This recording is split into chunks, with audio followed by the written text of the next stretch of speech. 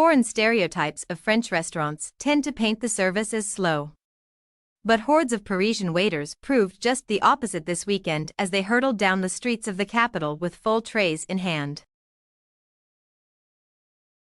Waiters and waitresses traversed a 1.2-mile loop starting and ending at City Hall, suited up in traditional crisp white shirts, black trousers, neatly tied aprons and in some cases, bow ties.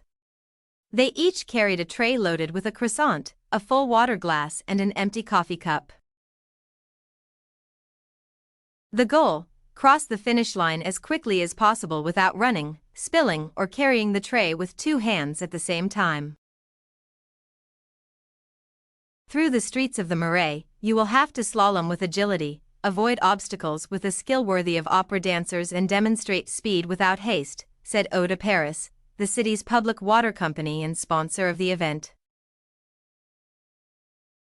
It will not only be about speed but above all balance. Judges at the finish line inspected contestants' trays, docking points for sloshed water, broken dishes and empty glasses, according to the New York Times, which reported that most people finished in under 20 minutes. Men's winner Sammy Lamris finished in 13 minutes and 30 seconds, while women's winner Pauline van Weimersch clocked in at 14 minutes and 12 seconds. Aside from bragging rights, each won a medal and a night's stay in a fancy hotel and 2 tickets to the Olympic opening ceremony this summer, the Associated Press reported.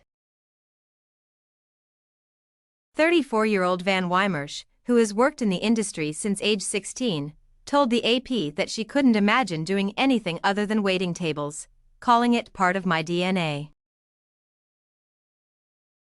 I love it as much as I hate it, she said, noting the weekends and holidays she has lost as well as the experience she's gained.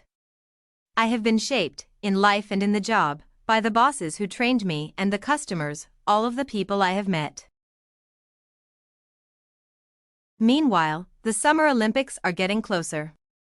Eau de Paris contributed the equivalent of more than $100,000 to cover the cost of the trays, aprons, coffee and croissants, according to The Guardian. The water company says the race has the same objectives as before, to promote sport and French excellence in service, with a new focus on reducing plastic waste.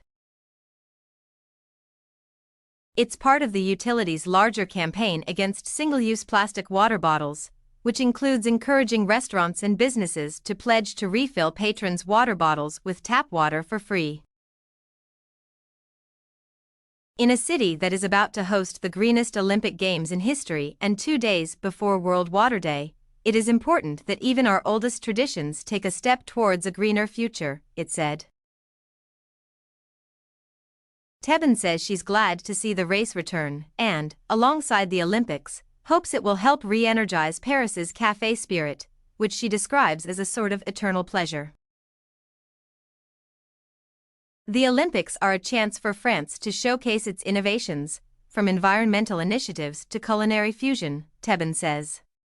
To her, the race shows how old traditions can be modernized, without being scrapped altogether.